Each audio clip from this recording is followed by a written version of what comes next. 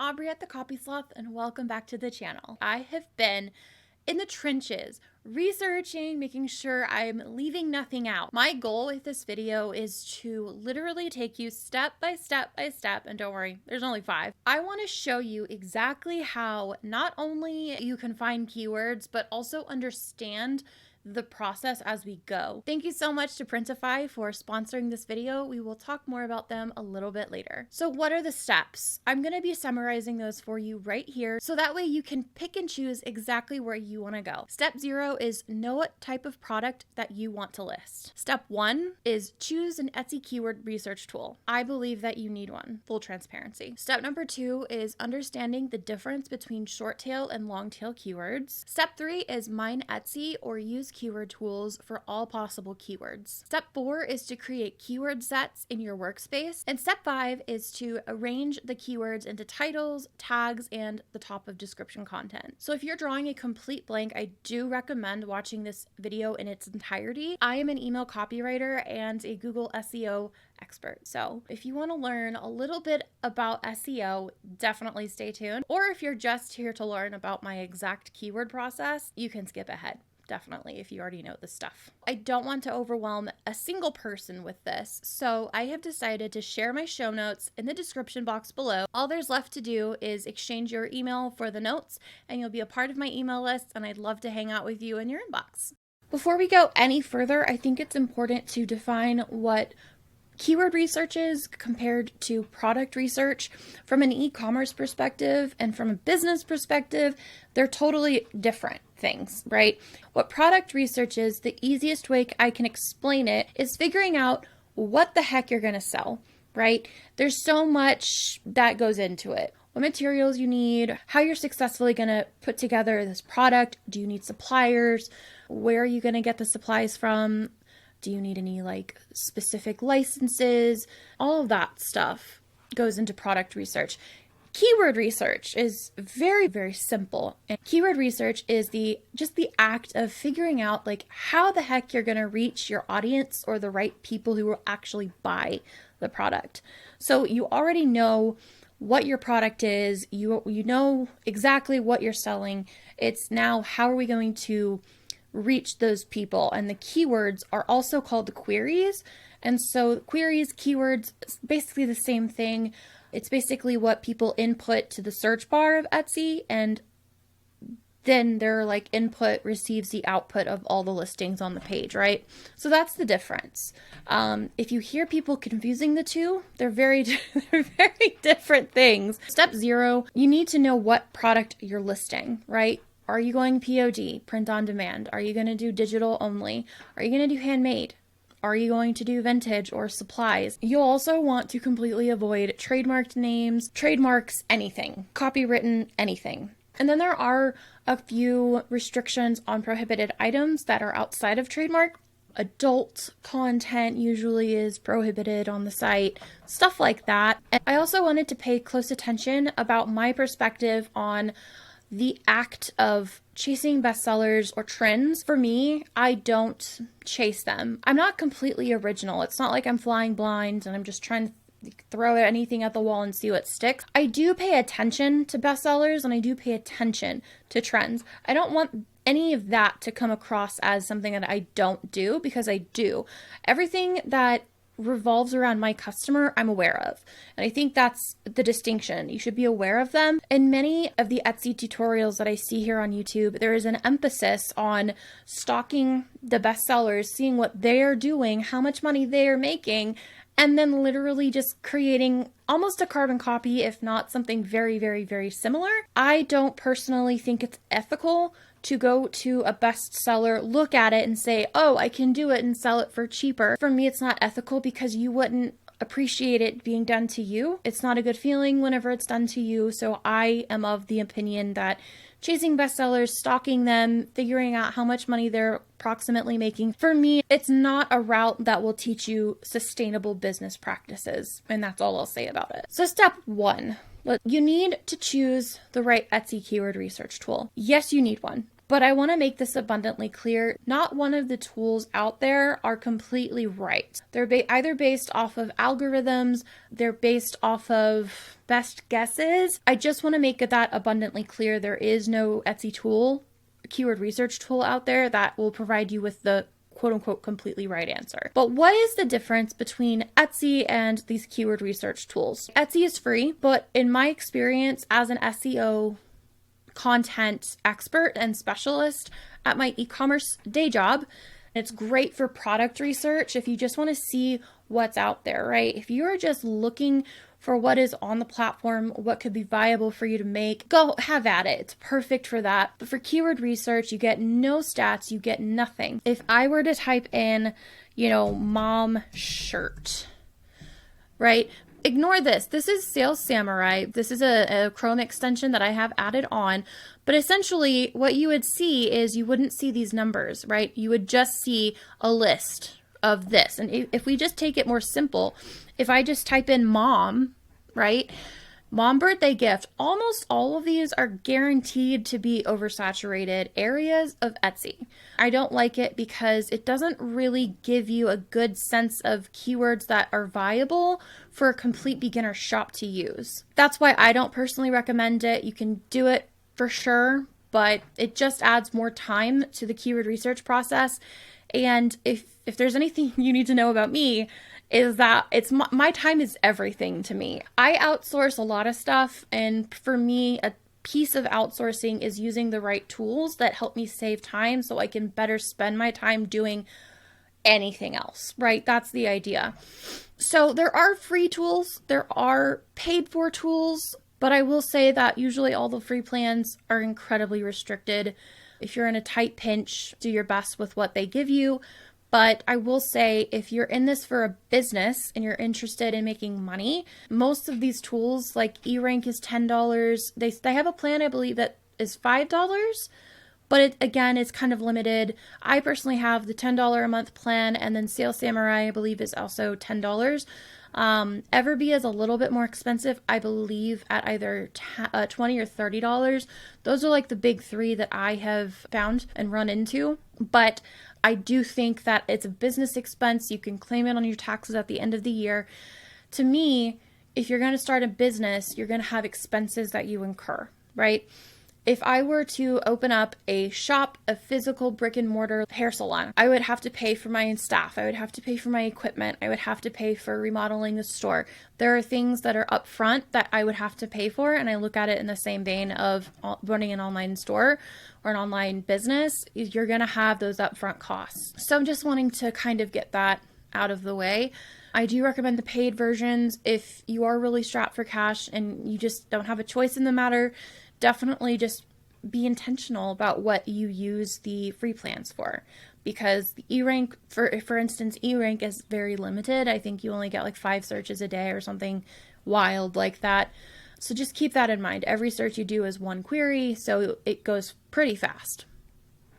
One of the ways that you can use Etsy is product research. You can validate a niche, you can validate a product idea, you can do product research. You can look at the active number of listings, because there's nothing more accurate than Etsy. And one of the only numbers that you see as a user on Etsy is how many listings there are. If we were to go to mom shirt, this right here is essentially one of the only numbers that you will see. So keep that in mind. This is a pretty unrealistic keyword that I would not recommend a beginner use. My philosophy, and this is very arbitrary.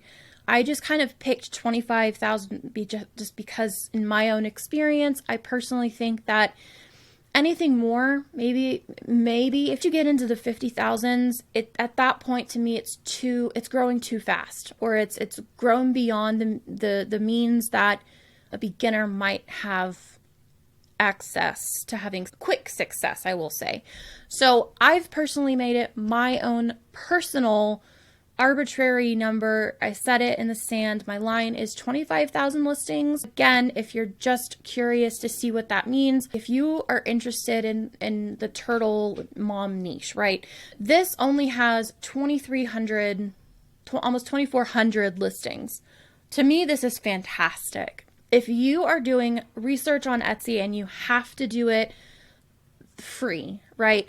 I would recommend doing it this way. I would try to find a keyword. Again, this takes a little bit more time, but I would just try to find keywords and then look at the listings. You won't be able to see how many are selling. You won't be able to get any kind of that information.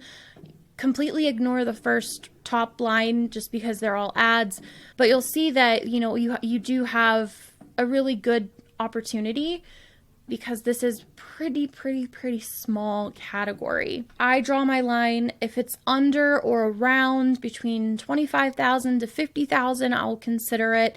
But I personally love anything under 5,000. Again, that's an arbitrary number. Yours might be 10,000. Yours might even be 25,000. If you've ever blogged, there is a keyword strategy called like zero search volume keywords. And basically, they're really long tail keywords. As a new blog, you have the best chance at getting those zero target keywords. And the idea is that the higher you rank for those zero search volume keywords, the higher you're going to theoretically rank for bigger keywords over time. And it gives you the best chance to broad match with other keywords and exact match for keywords within that long tail zero search volume keyword. That's just my thoughts and my guidance on the amount of listings, and if you're actually going to plan on relying on Etsy for any of your keyword research. In eRank, you just go to tools and then keyword tool and you get to this. I'm in the United States, so that's what we're going to search. Dinosaur poster is a really phenomenal one, right? So if you search it here and we go back on Etsy, we can look and validate whether or not this is an ideal situation. And in this case, in my opinion, it would be, because there's only just over 12,000 listings. And I would say that this is a pretty decent keyword. It's neither too small nor too big.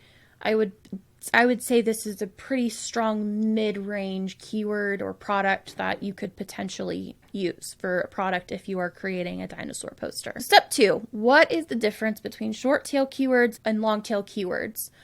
These are two terms that you will hear everywhere on YouTube, and when it comes to Etsy research or keyword research, short tail, long tail, blah, blah, blah. So if you already know what this means, feel free to skip to the next step. Short tail keywords, usually they will be like 1 to 2 words, and then long tail keywords aren't usually like quote unquote long. They're not going to be like an entire sentence, right?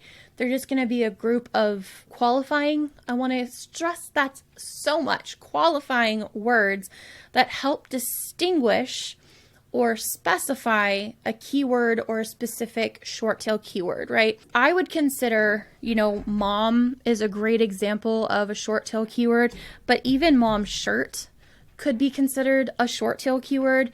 What about cat mom shirt or dog mom shirt? Or, a long tail keyword could be cat mom shirt size large, right? There's not going to be a lot of people who look for like the size large, but this is an example of those qualifying words that help narrow in exactly what I want to find on Etsy. Shirt, I would consider that a short tail. 8th birthday shirt, I would consider that to be a long tail keyword. It doesn't necessarily have to be a mile long to be a long tail keyword. Poster, for those of you who are doing digital products, poster, right? That's a pretty short tail keyword. Dinosaur poster, I would consider this a short tail keyword. You can even take it further. If this isn't a good enough example for you, just add bedroom poster, right? Boom, that's a long tail keyword. So short tail for hand makers might be crochet. Very short. It's one word. It's not very specific, but the long tail of that could be crochet shrug. That is so hard to say, but we can even, again, take it to the next level. Kids or daughter or girl, right? Any qualifying words that we add to our short tail keyword technically makes it a long tail keyword. And those of you who are in the supply category, crochet hook set. I want this to be like in bright neon signs, right?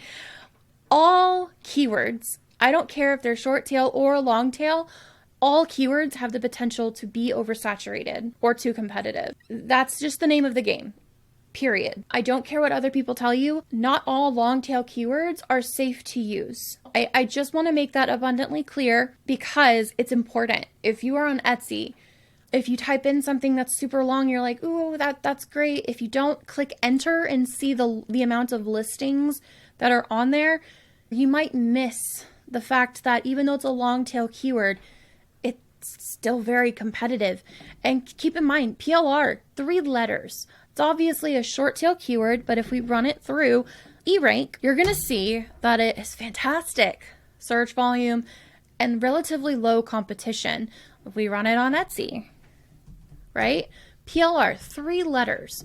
It has 14,000 results. So for me, this is a really great example, at least at the recording of this video. So it's a great example of, even though keywords are very, very short, there's still plenty of opportunity to really get your foot wet in those keywords. But also crochet baby blanket, that's really, really, really, really tough, right? If we plug this in to eRank, just to show you, for those of you who don't have access to this, yes, it has great search volume on Etsy, but it's very competitive, right? And this number is kind of arbitrary. I always go by the colors, not the numbers. And we can validate that this is quite a saturated product or keyword just by doing a search, right? 108. It's not the highest. It's not a million, right? But for me, this keyword I wouldn't consider for my product if I was a crocheter who made blankets, right?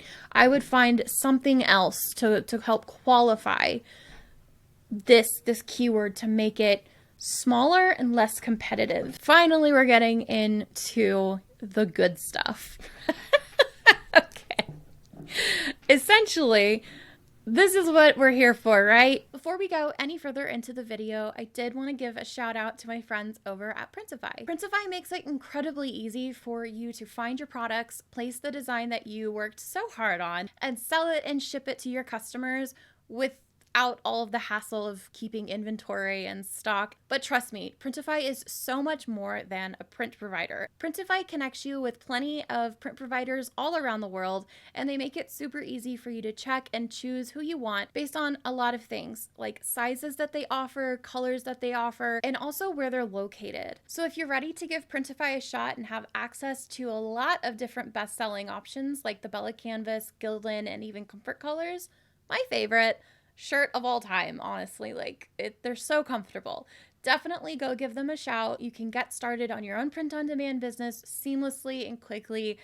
Highly recommend them. And thank you so much again to Printify for sponsoring this video. Let's get back to the process. So step 3 is to mine Etsy or any keyword tools of your choice for every single possible keyword. And I already kind of started this. We're under the assumption that we have just designed this beautiful pickleball t-shirt design. I found this. It's almost Halloween. I'm in the fall mood, so we're using this. Just a girl who loves Halloween and pickleball. So this is the shirt that you and I just created. From my last video, I included a screenshot of this. This is my workspace. This is what I call my keyword research workspace. In my notes, I'm going to include a link to this. It's going to be a blank template. This is what I call my keyword research dump. And for the sake of the video, I've already, thrown a whole bunch of keywords. Some of these keywords aren't ideal, like funny pickleball shirt. That's also a contender for keyword. Anyway, we're going to pretend that, these are all the keywords. If you are strapped for ideas, you're like, how can I make this into several listings? The whole purpose of this is to help you create keyword sets. We're kind of merging everything, but right now I just want you to focus on this step. Right now we are just trying to find as many possible relevant keywords. I like this one, but I also like pickleball shirt. It has a ton of search volume. If you look at pickleball shirt on Etsy, it has 31,000, almost 32,000 results, right? So it's kind of on the cusp. It's getting bigger by the day, but there's still maybe enough room for you to get your foot in and make it to the first or second page. So I think I think it's still a good contender. So I'm going to click on this one, but open it up in a new tab. So there's not a whole lot of other keywords that pop up, but let's just say you didn't have these. So, ooh, T space shirt. Do we already have that? We do not. So technically we can do pickleball T space shirt, right? And now I would consider creating 5 listings for this one. What is different between these 5 keywords and these 5 keywords?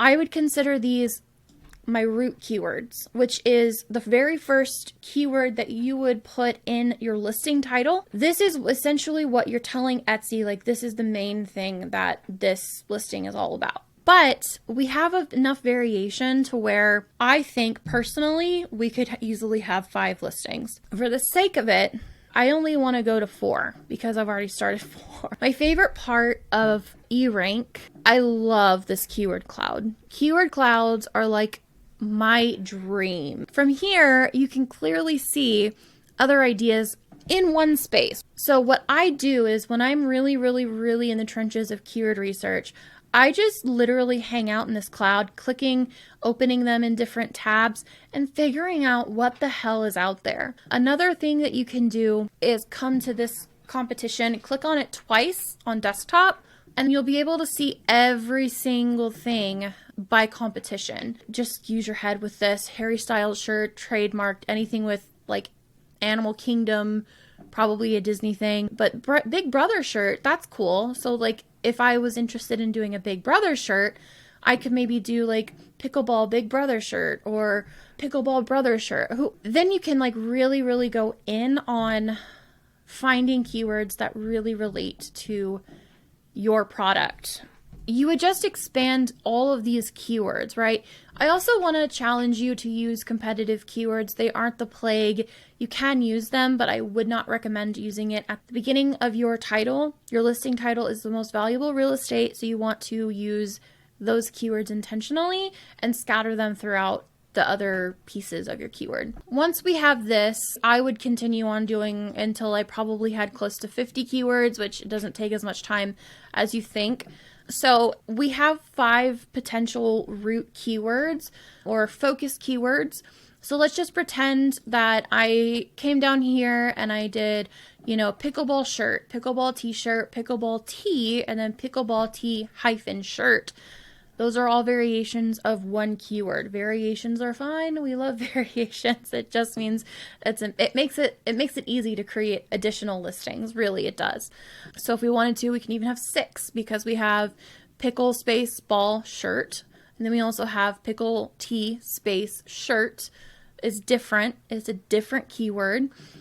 Doing this really does help like split up your SEO value in terms of the people who are searching for tee space shirt or pickle space ball shirt. They might not get the same results, right? And so having a listing for each of these makes sure that your listing gets in the search for all of them. I know that t-shirt, it's like a colloquialism at this point, like different people call a t-shirt a tee. It doesn't matter. I found that exact matching is the best way for me personally, both in Google and Etsy SEO. I love exact matching. So now that we have our titles, I would never, ever recommend having a title with only 3 keywords. I'm going to go back and just rehash this. So step 3, mine Etsy or keyword tools for all possible keywords. Pretend we already did that. Pretend it's like filled with 50 keywords. Jot down only the relevant ones. Again, relevant. Don't be afraid to explore keywords that are outside of what you want the product to be. What I mean by that, it's a little hard with our pickleball example, so I made it like a baby shower sign. You want to expand your reach on Etsy, and by doing that, you broaden the search term potential. So for instance, if you are intending for your product to be a baby shower specific sign, make a listing for graduation party, right? Make a listing for a birthday party sign. Make a listing for wedding sign. There are different events that happen that you could really dominate just by doing this one word flip. So baby shower is completely different audience than graduation is. A birthday party sign is different than a wedding, right?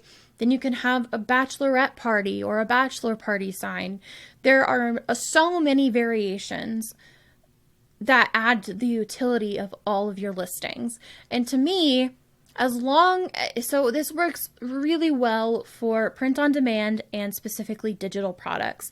If you are a handmade gift like person and that is your whole, store, it's a little bit harder because you have to make sure that you actually have the materials to cover said items or orders. But with digital products and print on demand, the stock and inventory is kind of limitless. So it's easier to do it with those. And again, expand your noggin a little bit, get creative. There are other ways to say t-shirts. There's other ways to say sweatshirts or sweaters. There's so many variations. So I want to challenge you to really just kind of think about this in this specific way. It really maximizes your SEO potential. Step 4, we already kind of did it, but create keyword sets in your workspace, right? So we're going to come back to the workspace. We're pretending this is our shirt, right? We could have endless amounts of Halloween keywords.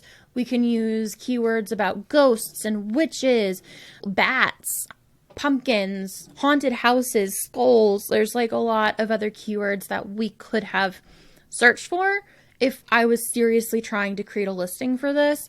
This is where we start dividing it up into keyword sets. Keyword sets for me have a theme. I don't want to mix customers, right? The person who's trying to buy a gift for her necessarily won't want a listing that's like also a gift for him. Those are separate buyers, or at least they might be the same, but ultimately they're separate people, right? The intention of this keyword is to indicate that this is a gift for her or a gift for him, for mom, for dad, for daughter, whoever.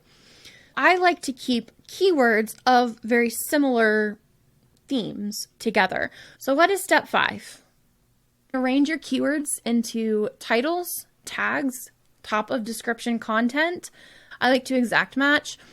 So doing this, it gives you so much utility. It's really cool. If you watch Starla Moore, she doesn't recommend this at all. Pick your people and stick with that strategy. You can also test. If you see another person talking about how they do their listings, test those. Create multiple of the same listings, right? Test different structures. So if you want to use commas, or if you want to use the little pipes, if you want to use dashes, like you really need to experiment for yourself and see which listings are selling with what format. But ultimately, this is how I have chosen and I've had success with. So I'm going to show you the exact way that I personally do my listings. We would ultimately have up to 140 characters, or try to get to that at some point. What this does is it allows us to exact match for pickleball shirt shirt gift for her pickleball player, and then pickleball player, right? And then it would go on. You get to broad match, exact match. I understand that a lot of people will say that this extra pickleball is like a waste of space. It isn't, because I exact match. I'm the queen of exact matching over here. I want to exact match for pickleball player, right? And then we can continue on like gift, pickleball player gift, or pickleball player shirt. The R is important. You just have to play around with this. And there are times where it's really awkward. Like this could work, right? Pickleball player, or pickleball shirt, pickleball. It's just weird. But at the same time, we are exact matching for shirt pickleball. That could work. It's not my favorite, but you just have to play around with the keywords that you have and figure out the listing keyword order that's best and makes sense for you. So that is essentially how I create my titles. I don't use any punctuations. I want to exact match, and I know that you can exact match with punctuation, but the point is that this makes it easier to exact match for other things, and it gives me more utility. Because like I said, with this setup, I can do pickleball shirt, exact match for pickleball shirt gift for her. There's so many other options, and it has more utility. So that is what I personally do. You don't have to do this. In doing this in your workspace, you can create as many listing variations or keyword sets as you want. Exact matching, for me, gives me more utility than broad matching because Etsy's algorithm, I don't trust it. It's tinfoil hat time. Etsy makes business decisions that's best for them. And ultimately, I am here to make business decisions that are best for me. So if I know a keyword is really great, but someone on YouTube is telling me that I shouldn't do that because having pickleball in the title twice is a waste of space, I want to exact match for keywords that I know that are exactly in that order in my title, because I would rather test it and find out that that's not working and then change it. We can always test later. But what happens if you do it this way or another way that resonates with you and it works? You know, you have to be willing to test. You have to be willing to experiment. Use your own judgment. But again, I don't use commas. I don't use separators.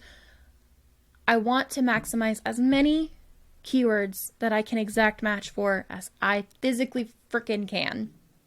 Ultimately, it's really up to you. If you want to play nice with Etsy and that is your choice and you just prefer the commas or shorter. I mean, there are other people who say that you need a shorter title. I mean, it doesn't make sense to use 140 characters. Ultimately, that is your choice. You are the business owner. You get to do that. And ultimately, no one is stopping you from making a duplicate listing with a different keyword set or a different keyword order. One listing has no commas, the other one does. It's ultimately up to you. So this is my entire keyword process.